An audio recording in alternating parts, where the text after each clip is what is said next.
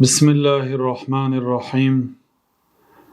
الحمد لله رب العالمين، والصلاة والسلام على أشرف الأنبياء والمرسلين نبينا محمد وعلى آله وصحبه أجمعين. أما بعد، شيخ الإسلام رحمة الله عليه در عقیده واسطیه در بابت فضیلت صحابگان کرام رضی الله عنهم سخن کردند و گفتند که ما هر نفری که جناب رسول الله صلی الله علیه و سلم آنها را نام گرفته بشارت به جنت دادند، ما هم آنها را بشارت میدیم، مانند 10 یاران بهشتی و غیر آنها که در حدیث های گوناگون به جنت جناب رسول الله صلی الله علیه و سلم بعضی صحابه ها را با نامشان بشارت دادند.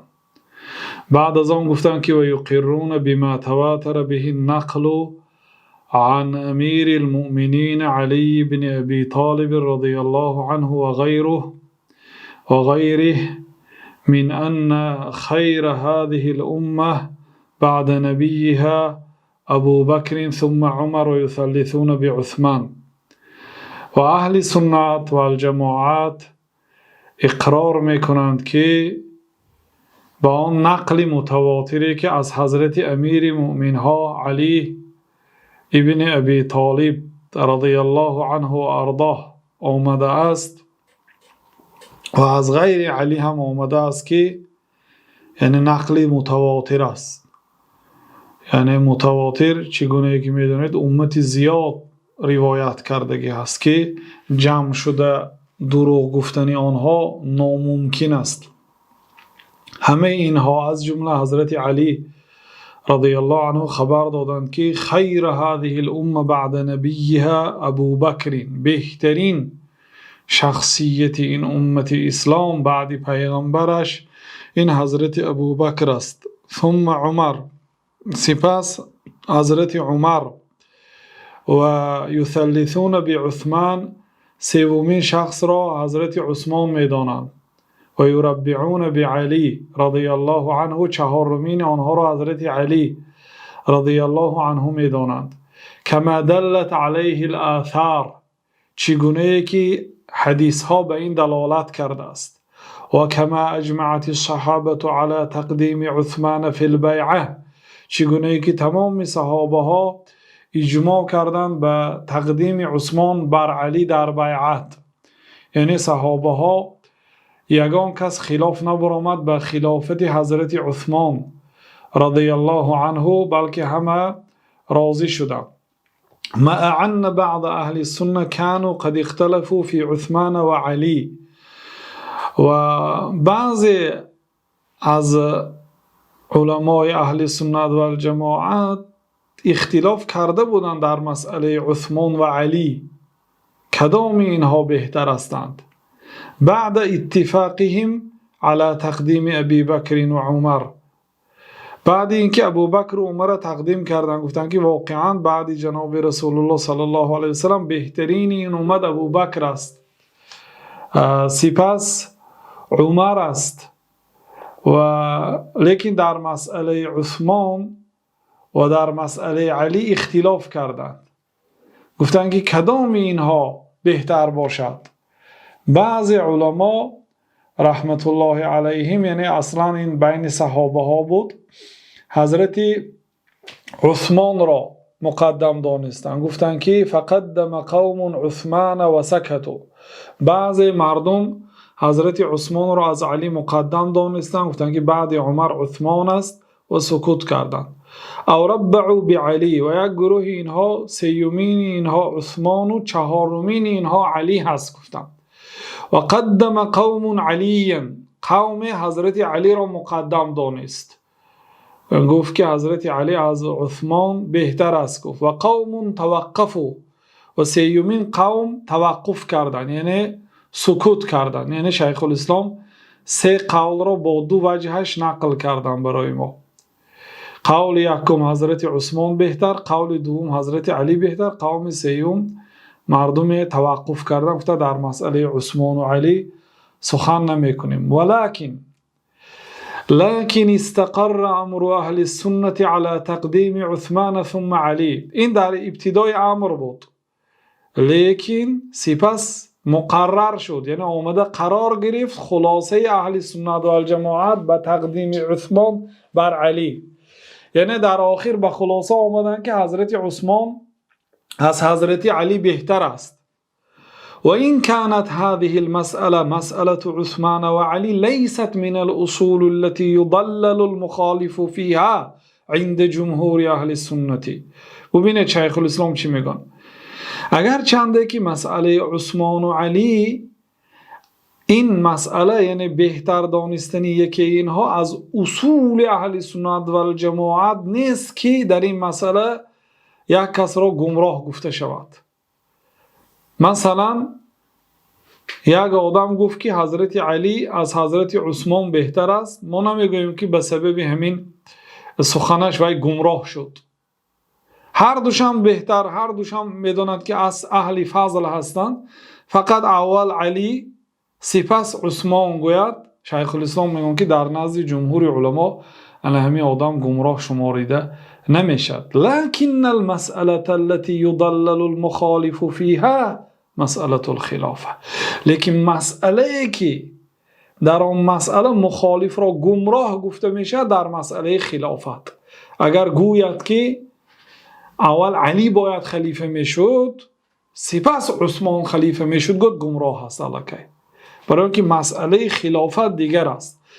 و ذلك انهم يؤمنون ان الخليفه بعد رسول الله صلى الله عليه وسلم ابي بكر ثم عمر ثم عثمان ثم علی. برای آنکه اهل سنت و الجماعت عقیده دارند که جای نشین جناب رسول الله صلی الله علیه و سلم بعدی حضرت رسول الله صلی الله علیه و سلم ابو بکر صدیق هستند، سپس عمر ابن الخطاب، سپس عثمان، سپس علی رضی الله عنه هستند. بعد شیخ الاسلام رحمت الله علیه گفتند که و من طعن فی خلافت احد من هؤلاء فهو اضل من حمار اهله.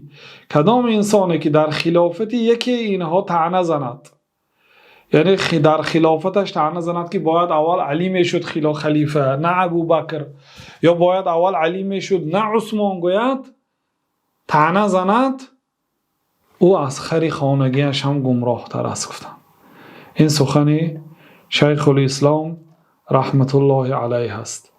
واقعا اگر به آثار و حدیث ها نظر کنید، فضیلت عثمان رضی الله عنه از حضرت علی بالا هست، برای آنکه هر دوی اینها داماد بودند.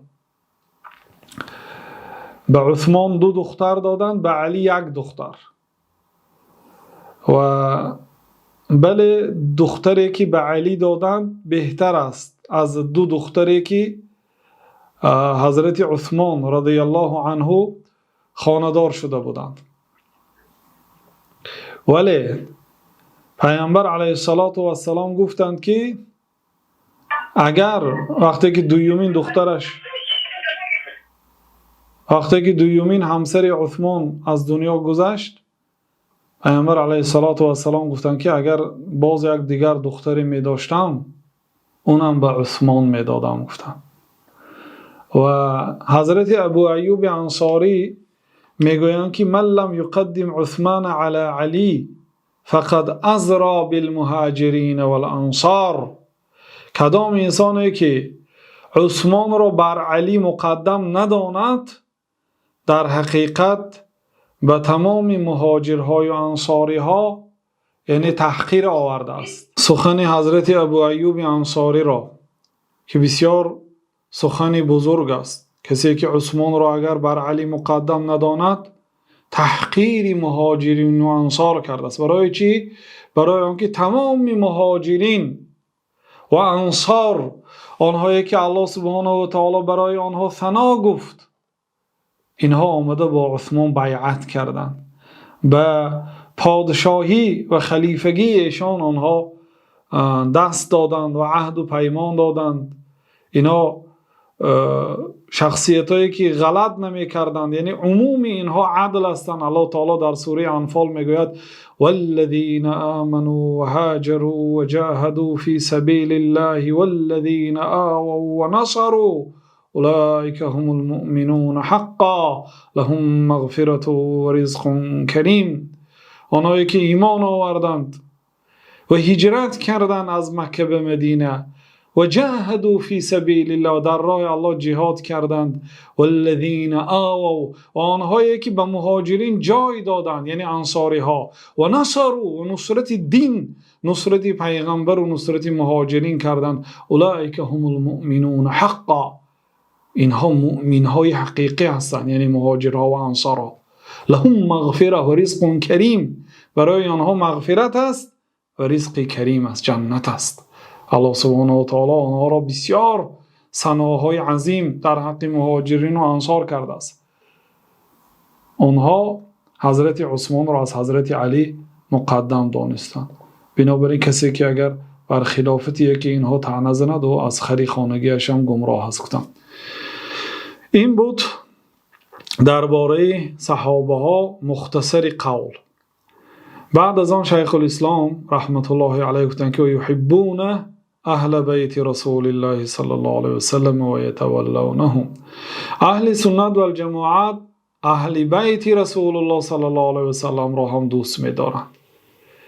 اهل بیت یعنی اهل و عائله خویشاوندان جناب رسول الله صلی الله علیه وسلم، همسرانشان، فرزندانشان، نبیرگانشان، نسلشان و عمک‌هایی که اسلام قبول کردند.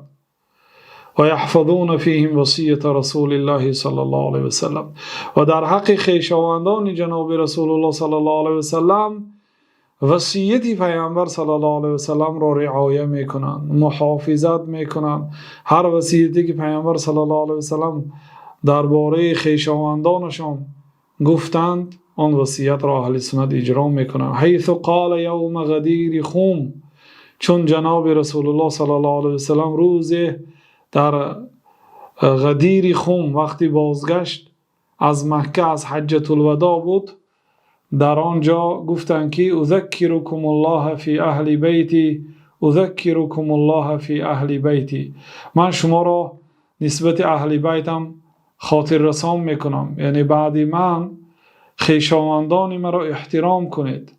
من شما را خاطر رسان میکنم که خویشاوندان مرا یعنی حقوق آنها را رعایت کنید. غدیر در لغت عرب مجمع السیل، جایی که سیل جمع می شود، کول. خوم میگن که اسمی مرده که همین کل به همه آدم نسبت داده می شد، یعنی که غدیر خوم گفته می شد. پیامبر صلی الله علیه وسلم در همین جا یک برآمدی کردند و گفتند که من شما را وصیت میکنم که بعد وفات من به خویشاوندان من نیکی کنید. و قال ایضا للعباس عمه، و این چنین به عمکشان عباس رضی الله عنه گفتند وقد شکا الیه ان بعض قریش یجفو بنی هاشم. حضرت عباس آمد گفتند که بعض قریشی ها نسبت بنی هاشم سخنهای جفا میگوید، یعنی سخنهای ناحق میگوید. فقال، بعد پیامبر صلی الله علیه وسلم گفتند که والذی نفسی بیده لا یؤمنون حتی یحبوکم لله ولقرابتی، قسم به آن ذاتی که جان من در دست اوست، آنها مؤمن حقیقی نمیشوند تا آن دمی که شما را به خاطر الله و به خاطر اینکه شما خویشاوندان من هستید دوست دارند. کسی که اگر پیامبر صلی الله علیه وسلم را احترام کردنی باشد، آل بیت رسول الله صلی الله علیه وسلم، خویشان پیامبر صلی الله علیه وسلم را احترام کند. و در این دنیا از همه بسیارترین اهل و عائله این عائله پیامبر صلی الله علیه وسلم است. ولی بعضی بیسوادها میگه در تاجیکستان، یعنی مقصد خویشای پیامبر صلی الله علیه وسلم نیستن، ایشان و توره ها همه دروغ است، میگه غلط میکند. برای آنکه 2 میلیارد مسلمان یا اینکه 1.5 میلیاردش اگر نمازخوان باشد یا 1 میلیاردش اگر نمازخوان باشد، در یک روز چندین مراتبه را در التحیات میشیند اللهم صل علی محمد و علی آل محمد، اللهم بارک علی محمد و علی آل محمد. پروردگارا به محمد و خویشاوندان پیامبر صلی الله علیه و سلم سلام و درود فرستان. اللهم بارک علی محمد، پروردگارا بارک علی محمد، به عائله محمد صلی الله علیه و سلم، به محمد صلی الله علیه و سلم و به اهل و بیت پیامبر صلی الله علیه و سلم برکت ده. برکت ده یعنی آنها رو زیاد گردان. ما آل بیت نیستیم تا جایی که میدونم. آل بیت نیستیم، یگان دلیل نداریم که آل بیت باشیم، که مقصد یگان کس نگود که با اینم ایشان است، به فکرم برای همین طرفی ایشان رو گرفته است. اگر کسی شجره داشته باشد، اثبات داشته باشد که وای نسلی پیامبر صلی الله علیه و سلم است، والله به خاطر الله و به خاطر جناب رسول الله صلی الله علیه و سلم احترام میکنیم. پیامبر صلی الله علیه و سلم چی گفتند؟ لا یؤمنون حتی یحبوکم لله و لقرابته. ایمانی آنها ایمان حقیقی نمیشود تا اندمی که شما را به خاطر الله و به خاطر خویش من بودنتان دوست ندارند.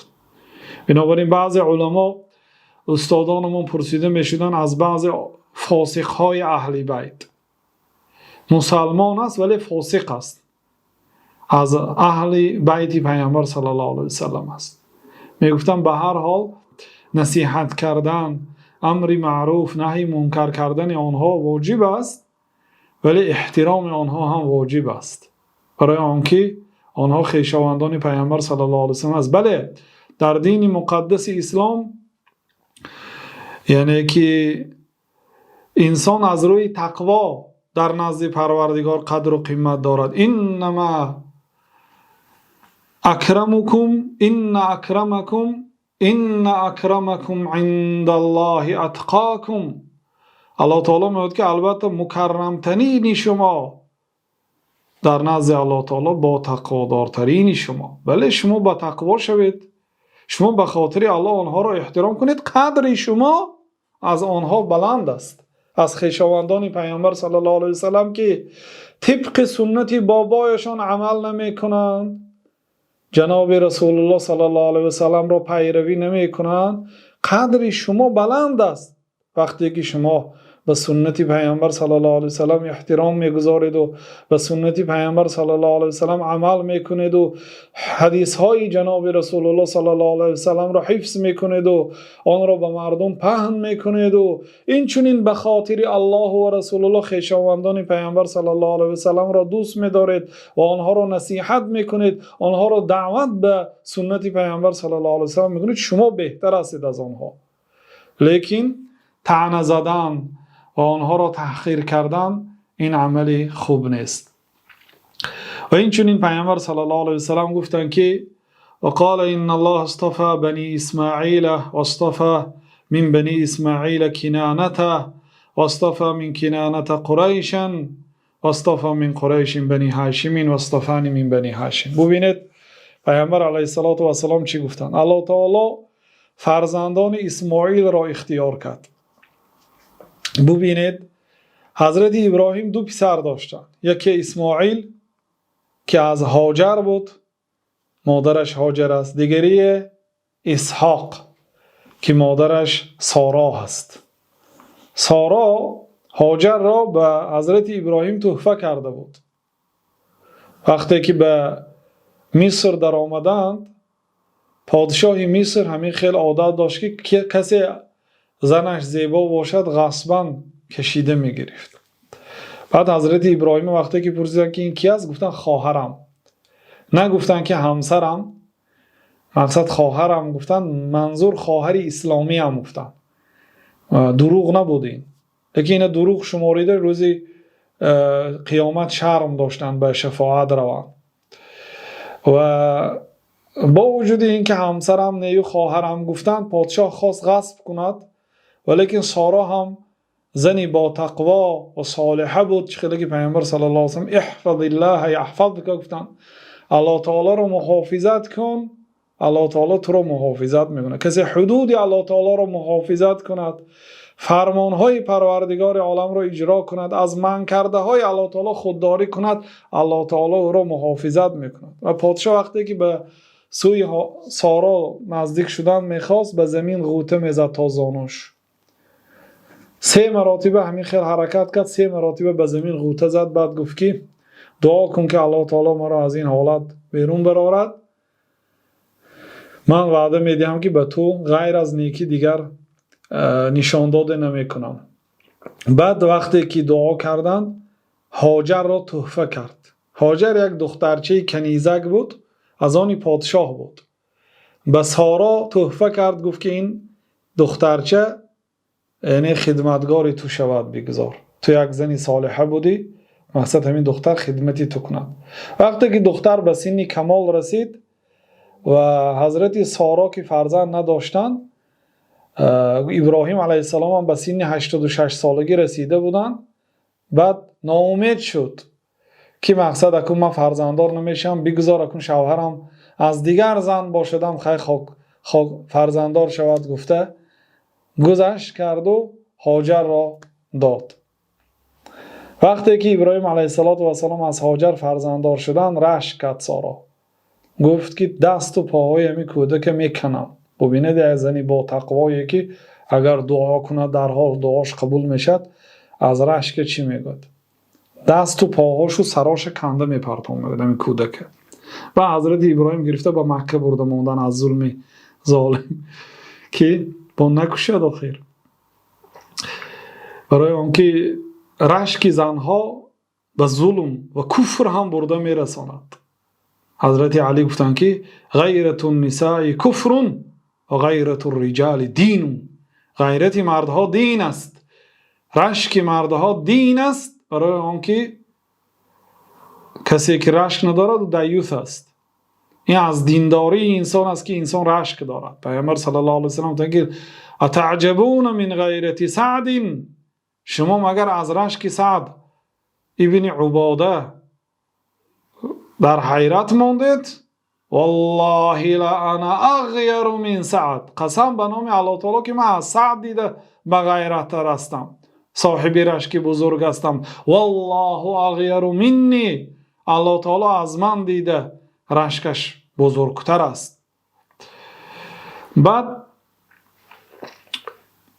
ببینید الله تعالی به حضرت سارا هم فرزند داد، اسحاق. وقتی که اسحاق فرزنددار میشد، همه پیغمبرها از اسحاق بود و یکی از فرزندانش یعقوب علیه السلام، پدر یوسف علیه السلام. دیگر فرزندانش یوسف علیه السلام. ببینید بعد از نسل حضرت یوسف داوود و سلیمان و بعد حضرت موسی و عیسی و موسی پیشتر از داوود و سلیمان، بعد آخرش پیش از عیسی زکریا و یحیی و عیسی و تمام پیغمبرها از نسل اسحاق است. ببینید با وجود این پیامبر صلی الله علیه و سلم چی میگن؟ الله تعالی فرزندان اسماعیل را اختیار کرد. اسماعیل فرزنددار میشود، پیغمبر نه. نبیره‌دار میشود، پیغمبر نه. 40 فرزندانش فرزند تولد میکنند، یگانتش پیغمبر نیست. لیکن 41مینش جناب محمد صلی الله علیه و سلم، سید الاولین والآخرین، سید اولین و آخرین، فخر فرزندان آدم، از کمری اسماعیل به دنیا آمد. ببینید الله تعالی فرزندان اسماعیل را اختیار کرد، یعنی از فرزندان اسحاق بهتر گردانید. گفتند یک پیغمبر دارد ولی که از همه پیغمبرها بهتر است، صلوات الله و سلام علیه. در ابتدا گویا که الله تعالی اسماعیل را پایان کرد گویا، لیکن بعد 40 نسل ببینید چی فرزنددار شد. واصطفى من بنی اسماعیل کنانه. از فرزندان اسماعیل زیاد هستند، لیکن کنانه را اختیار کرد الله تعالی. بعد از کنانه قریش را، بعد از قریش بنی هاشم را، بعد مرا از بنی هاشم اختیار کرد. ببینید خود عبدالمطلب 10 فرزند داشت، از پدرش عبدالله از پدر جناب رسول الله صلی الله علیه و سلم عبدالله را الله تعالی اختیار کرد. همین گونه یعنی که این پیامبر صلی الله علیه و سلم صاحبی بهترین نسب هستند. بعد از این گفتن که و یتولون ازواج رسول الله صلی الله علیه و سلم امهات المؤمنین. بعد شیخ الاسلام رحمت الله علیه گفتن که و یتولون ازواج رسول الله صلی الله علیه و سلم امهات المؤمنین. اهل سنت و الجماعت همسران پیامبر صلی الله علیه و سلم را هم دوست می‌دارند که آنها مادران مؤمنان هستند. یعنی مادران مؤمنان به این طریقه که آنها مثل مادر حق و حقوق دارند و اینچنین غیر از اینکه مثل مادر حق و حقوق دارند آنها را خانه‌دار شده نمی شود. حرام است بعد پیامبر صلی الله علیه و سلم نکاح کردن همسران پیامبر صلی الله علیه و سلم که مثل مادرانشان هست برای مؤمنان. لیکن همچون مادر خلوت موندن یا همراه سفر کردن این کارها درست نیست. یک جا نشستن بدون حجاب و بدون پرده چه خیلی که انسان با مادری خودش میشیند یا سفر میکند این خیلی اجازت نیست. فقط از نگاه نکاح و از نگاه احترام و قدر و منزلت برای مؤمن ها مادر هستند. الله تعالی صراحتا گفت که النبی اولی بالمؤمنین من انفسهم و ازواجه امهاتهم.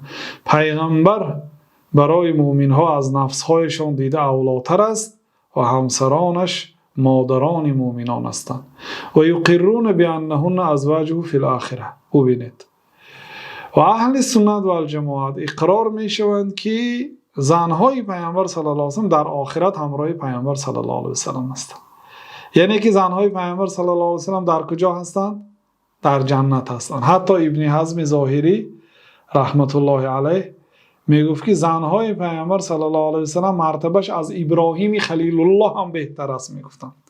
برای چی گوییم؟ برای اون که وها در جنت در همراهی رسول الله صلی الله علیه و سلم است و ابراهیم از رسول الله صلی الله علیه و سلم در پایان تر است میگفتند. لیکن این خلافی قول دیگر علما. اگرچه زنهای پیامبر صلی الله علیه و سلم همراهی پیامبر صلی الله علیه و سلم در جای بلند باشند هم، لیکن حضرت ابراهیم از زنهای پیامبر صلی الله علیه و سلم بلند هستند. و خصوصا خدیجه ام اکثر اولاده. خصوصا حضرت خدیجه رضی الله عنها که بهترین زنهای رسول الله صلی الله علیه و سلم بلکه بهترین زنها علی الاطلاق در دنیا هست و یکی از فضیلتاش این است که مادر اکثر فرزندان پیامبر صلی الله علیه و سلم است. یعنی غیر ابراهیم دیگه همه فرزندان پیامبر صلی الله علیه و سلم از خدیجه است.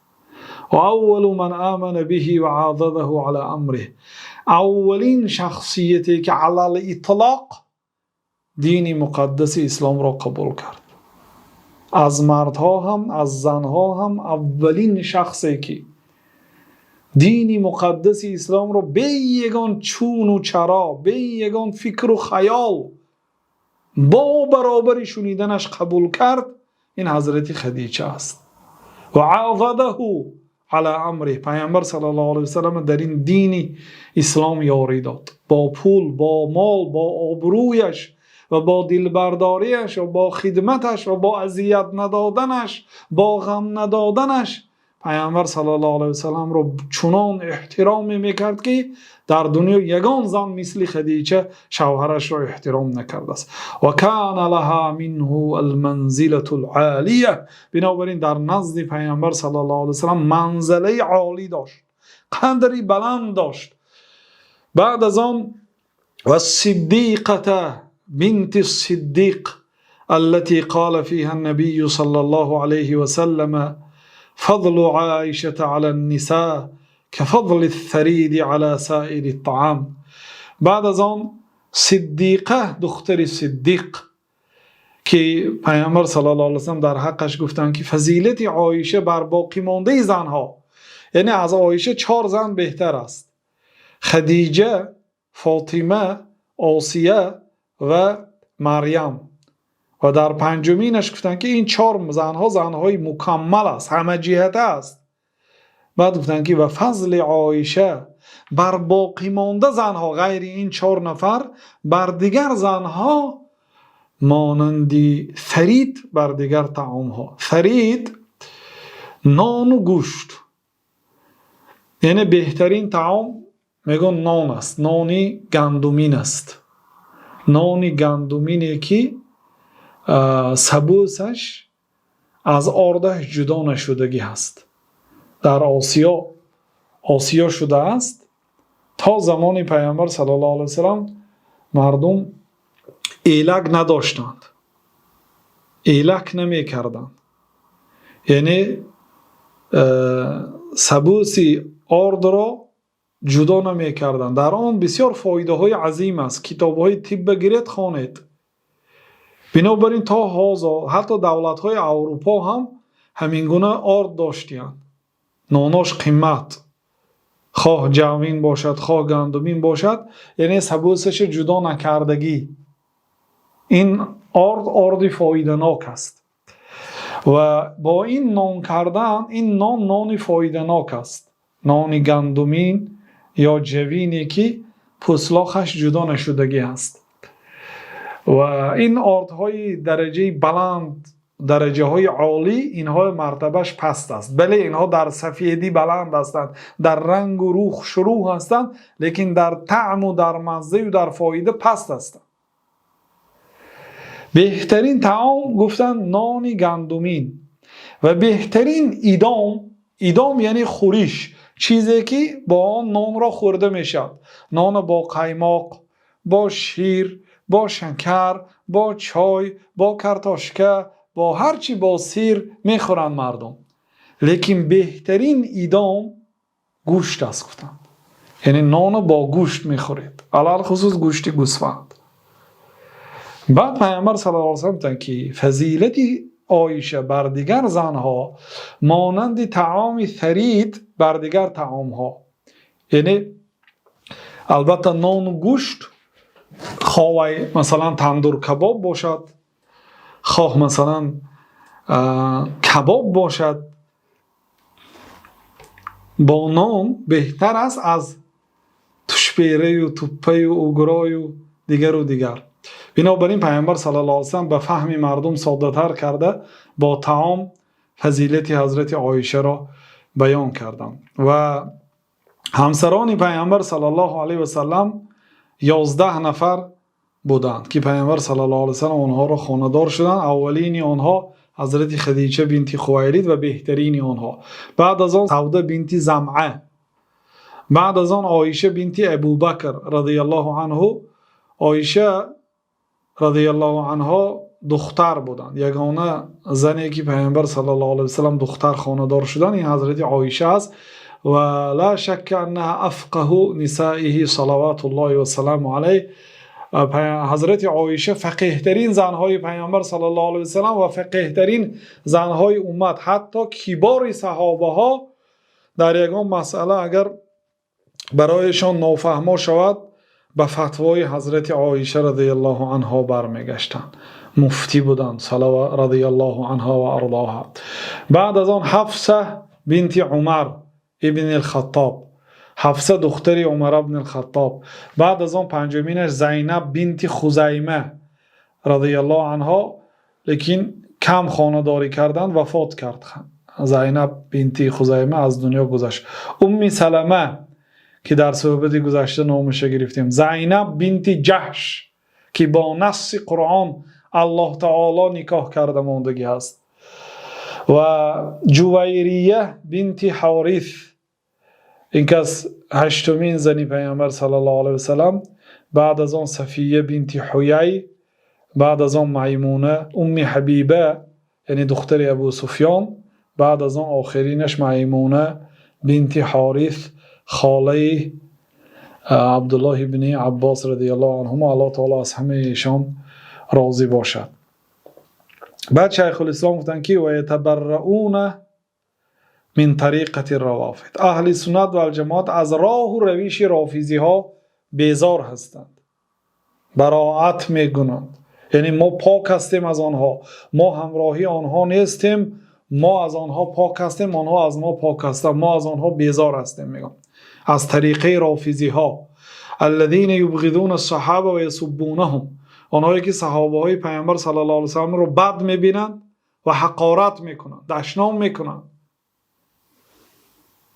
و دشنام دادن صحابه های پیامبر صلی الله علیه و سلم بسیار خطر عظیم دارد. حتی پیامبر صلی الله علیه و سلم خیلی که در معجم طبرانی با سند صحیح از ابن عباس رضی الله عنهما روایت است، گفتند که من سب اصحابی فعلیه لعنت الله والملائکه والناس اجمعین، کسی صحابه های مرا دشنام میدهد برای او لعنتی الله و لعنتی فرشتگان و لعنتی تمام مردم باشد. گفتم و ببینید لعنت یعنی این بسیار گناه کبیره است که یک صحابه را کسی تحقیر میکند یا عیب میکند یا دشنام میکند، برایش لعنت باد. گفتم و این چنین و طریقت النواصب الذين يؤذون اهل البيت بقول او عمل، این چنین اهل سنت بیزار هستند از راه و روش ناصبی ها، آنهایی که اهل بیت پیامبر صلی الله علیه و سلم را اذیت میدهند با سخن و با عمل، خویشاوندان پیامبر صلی الله علیه و سلم را حقارت و دشنام میکنند و اذیت میدهند. و اهل سنت و الجماعت یکی از راهشان این است که و یمسکون عما شجر بین الصحابه، زبان خود را نگاه می‌دارند از آن اختلاف‌هایی که بین صحابه ها شده است، بعض کشاکشی، بعض نافهمی‌هایی که بین صحابه ها شده است، در همین مسئله اهل سنت و الجماعت زبان خود را نگاه می‌دارند و یقولون و میگویند که این هذه الاثار المرویه فی مساویه منها ما هو کذب، آن روایت‌هایی که درباره یعنی بدیهای صحابه ها نقل شده، صحابه ها را یعنی با بدی روایت میکند، با بدی یاد میکند این روایت ها، منها ما هو کذب، در بین این روایت ها که دروغ است. گفتن و منها ما قد زید فیه او نقص او غیر من وجه عن وجهه، و این روایت ها بعضیش دروغ است، بعضیش زیاد کرده شده است و بعضیش کم کرده شده است و بعضیش از طریق خودش به دیگر طرف روانه کرده شده است، یعنی کمتر مضمونش و حرفهاش تغییر یافتگی است. و عامه الصحیح منه، و اکثری آن روایت هایی که درباره کارهای بدی صحابه ها روایت میکند و نقلش صحیح است، هم فیه معذورون، در ظاهر اگرچه کاری گناه می نماید یا خطا می نماید، لیکن آنها در آن کارها عذر داشتند. اما مجتهدون مصیبون، یا در آن کار اجتهاد کرده طبق سنت عمل کردند و دو اجر گرفتند، و اما مجتهدون مخطئون، یا اینکه اجتهاد کردند و خطا کردند. مانند حضرت معاویه وقتی که حضرت عثمان کشته شد، به حضرت علی گفتند که قاتل های عثمان را به ما یافته ده تا اینکه ما حکم الله را بر بالای آنها اجرا کنیم. طبق آیت عمل کردن.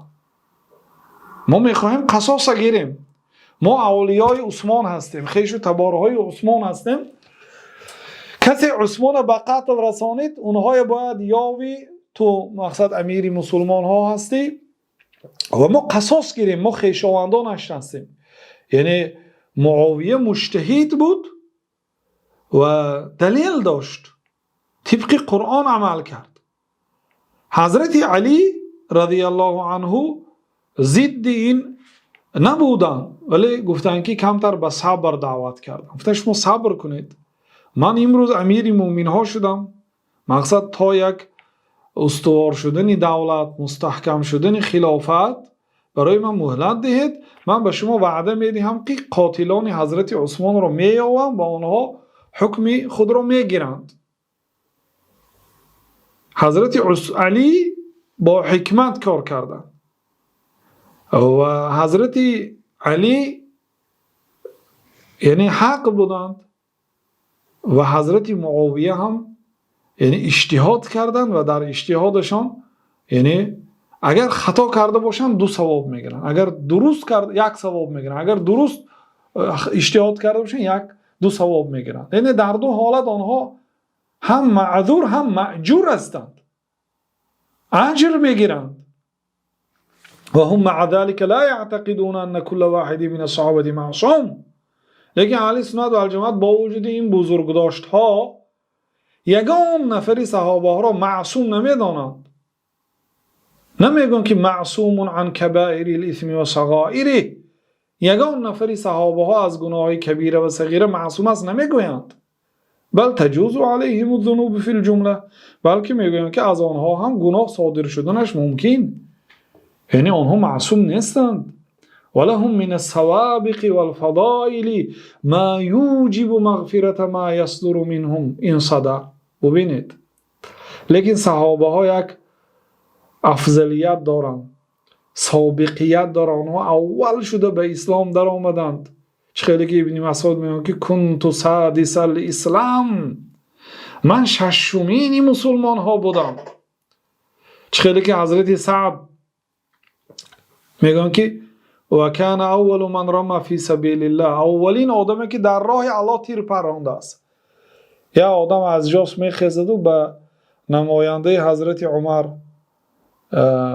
یا به خود عمر رضی الله عنه خسته شکایت میکند که این میگوید سعد ابن ابی وقاص به جهاد نمی رود و به نمازها دیر می آید و به نماز جماعت اشتراک نمی کند. بعد دعایی بد کردن، پروردگار اگر دروغ گفته ایستاده باشد عمرش دراز کن. گدای و کمبغل کردن و به فتنه زنها گرفتار کن و چشمش نابینا کن. دعایی بد کردن. 120 ساله شد، قاشهاش و بالای چشمش فرامده بود. در بازارها گدایی میکرد، اگر زنها گذرد دست دراز میکرد. من مردم عیب میکردن که موی سفیدی بدبخت، آخه تو نمیترسی؟ بعد میگفت که من یک شخصی هستم که در بالایم دعای شخصی صالح قبول شده است، یعنی سعد ابن ابی وقاص. یعنی آنها اولین شده در راه اسلام خدمت کردن. بنابراین سبب اولیت این فضل دارد. حتی در امام های هم میگن که اولهم هجرتن یا اسلامن، دو امام باشد و هر دوشم علمش برابر باشد، هر دوشم حافظ قرآن، هر دوشم حافظ حدیث، هر دوشم عالم باشد. فاقدمهم اسلاما، کدامش اسلام بر وقت قبول کردگی باشد انوی میگذارد، یا اینکه کدامش هجرت کردگی بر وقتر هجرت کردگی باشد، یا که کلامش بزرگ سالتر باشد. یعنی افضلیت ها هست. اولین اسلام قبول کردگی مرتبهش بلند است از آنه که دیر اسلام قبول کرد. الفضائل، صحابه ها فضیلت ها دارن که اگر خطاگی کنن اون فضیلت ها این گناه های نیست و نابود میکنن. ما یوجب مغفرت ما صدر منهم این صدر. اگر از آنها یگان خطاگی اگر صادر شده باشد، اون فضیلت ها و سابقیتی که بر اسلام داشتند و اینه بیکار میکند، این گناه ناس نیست و نابود میکند. حتی اینو یغفر لهم من السیئات ما لا یغفر لمن بعدهم. حتی به صحابه ها گناه های بخشیده میشد که به غیر صحابه ها چنین بخشیده نمیشد بعد صحابه ها. لان لهم من الحسنات التي تمحو السیئات ما لیس لمن بعدهم. چون که آنها یک نوع حسنات دارند که این خیلی حسنات دیگرها ندارد و حسنات آنها خیلی سیئات زیاده از بین میبرد. بنابراین اگر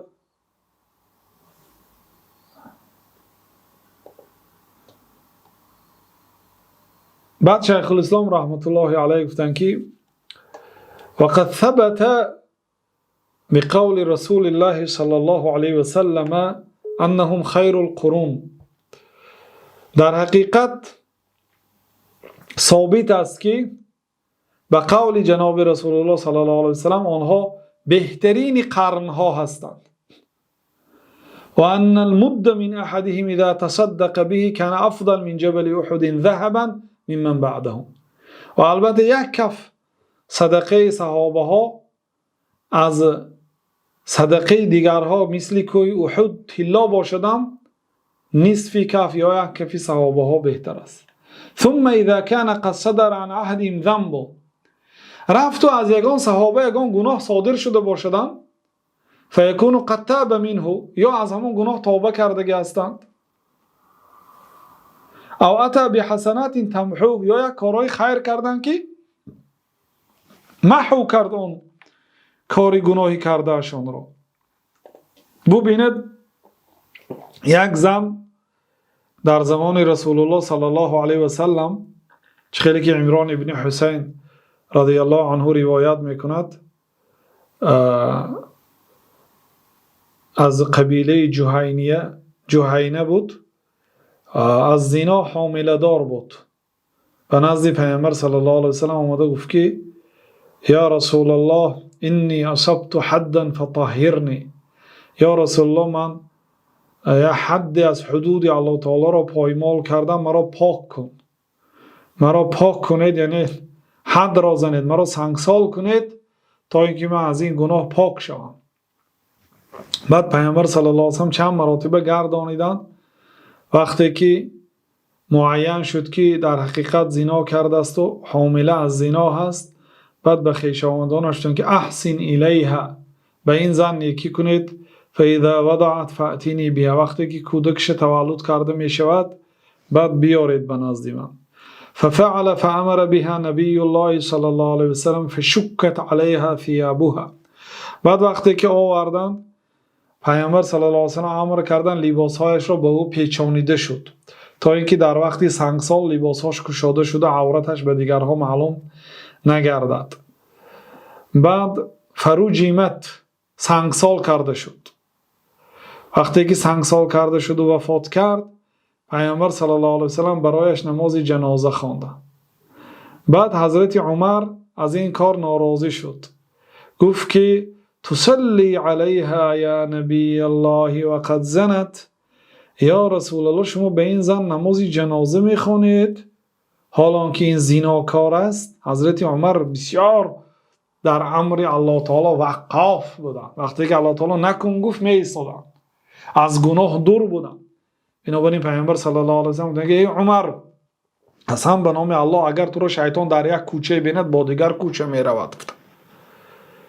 عمر از گناه دور بودن، بسیار پرهیزگار بودن. بنابراین کسی معیده ترین گناه میکرد غضب میکردند و میخواستند جزای سخت دیدن که حرمات الله را پایمال کرد، حرمات رسول الله صلی الله علیه و سلم را پایمال کرد. بعد یا رسول الله شما به این یک زنی که زنا کرده است نماز جنازه میخوانید مگر؟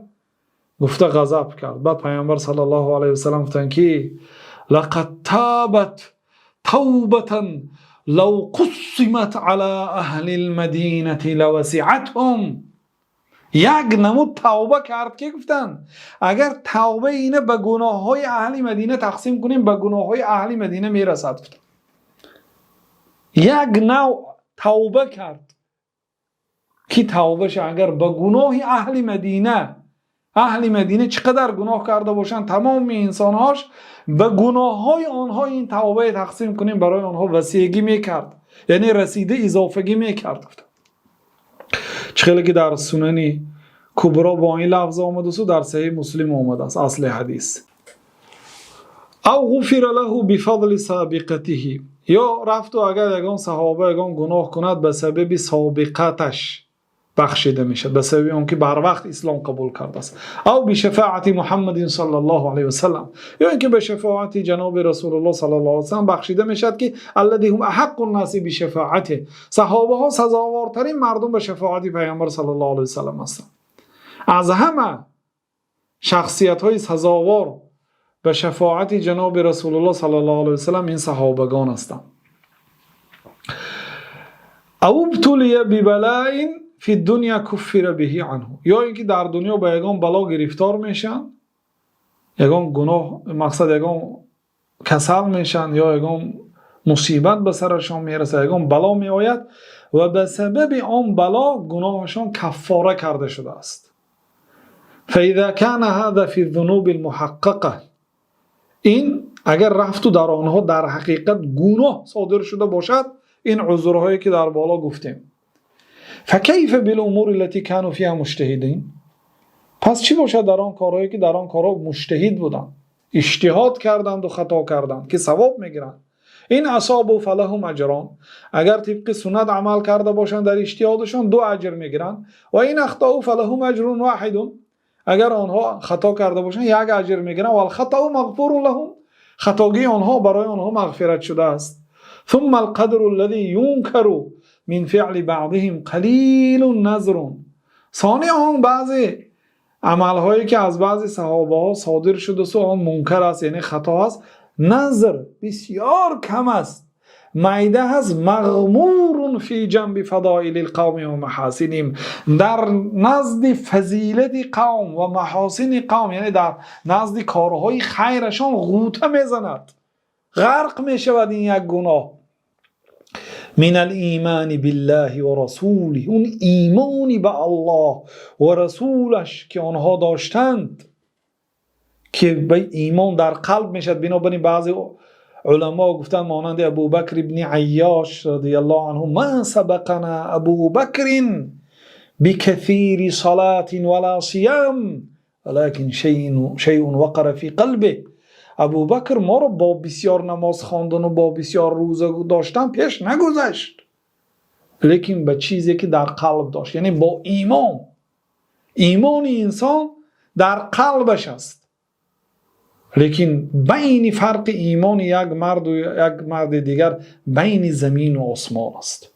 ظاهرا در یک صف ایستاده نماز میخوانند، ظاهرا ارکان اسلام را اجرا میکنند، لیکن ایمان آنها چنان فرق دارد، در قرارت قلبشان محبت الله و رسول فرقیت دارد، ایمان آنها فرق دارد که به قدر زمین و آسمان از همدیگر در ایمان فرق میکنند. ولی جهاد فی سبیل، صحابه ها غیر از اینکه به الله و رسولش ایمان قوی داشتند، در راه الله جهاد حقیقی کردند. ولی هجرت برای الله کردند و نصرت دین کردن، نصرت الله و رسول کردن. الله تعالی و ینصرون الله و رسوله، صحابه ها به الله نصرت دادن و به رسول الله نصرت دادن، گفته به آنها ثنا گفت. والعلم النافع، علم نافع گرفتن، چنان علم گرفتن که گناهاشون بخشیده میشد به سبب این قدر علم. خیلی که پیامبر صلی الله علیه و سلم گفتن که شخصی که به مردم خیر را تعلیم میدهد در حق او فرشته ها، مورچه ها در خانه هایش، ماهی ها در آب در حق معلم الناس الخیر. آن آدمی که به مردم خیر را تعلیم میدهد استغفار میپرسد. این چنین والعمل صالح، عملی صالحی که صحابه ها دارند، یعنی این قدر فضیلتایی که الان ذکر کردیم اینو سبب می شود که گناه های قوم بخشیده می شود. و من نظر فی سیرت القوم بعلم و عدل، شیخ الاسلام رحمت الله علیه میگه که کسی که به سیرت ایشان، به ترجمه حال صحابه ها با علم و با عدالت نگاه کند، و ما من الله به علیه من الفضائل، و آن فضیلت هایی که الله تعالی برای ایشان منت کرده است، برای آنها داده است، علم یقینا انهم خیر الخلق بعد الانبیاء، یقینا انیق میداند که آنها بهترین خلق الله تعالی بعد پیغمبرها هستند. اگر کسی ترجمه حال آنها رو میخواند و با علم و عدالت به ترجمه حال آنها تأمل میکند، میداند که آنها بعد پیامبرها بهترین انسان هستند. لا کان ولا یکون مثلهم، نه بود نه میشود مثل آنها، نه در امتهای پیشینه مثل آنها بود و نه در آینده مثل آنها میشود. به صحابگان این پیامبر صلی الله علیه وسلم کسی را برابر کرده نمیشد. آنها بعد پیغمبرها است مرتبهشان. و انهم هم الصفوه من قرون، آنها صفوه هستند، یعنی اختیار شده و بهترین قرن هستند از قرنهای هذه الامه، این امت، یعنی بهترین عصر. خیلی که پیامبر صلی الله علیه و سلم خیر القرون قرنی، بهترین عصرهای این عصری من است، یعنی آنهایی که مرا دیدند و به من ایمان آوردند و به از دنیا مسلمان گذشتند. التي هی خیر الامم، و بهترین امتی پیامبر صلی الله علیه و سلم است، لیکن بهترین عصرش با این عصر صحابه است. و اکرمها علی الله تعالی، مکرم ترین خلق الله تعالی بعد پیغمبرها این صحابگان کرام رضی الله عنهم و ارضاهم می باشد. این بود درباره صحابگان کرام و درباره آل بیت پیامبر صلی الله علیه و سلم که شیخ الاسلام اعتقاد اهل سنت و الجماعت را نقل کردند. در همین قدر کفایت میکنیم. والله اعلم و صلی الله و سلم علی نبینا محمد و علی آله و صحبه اجمعین.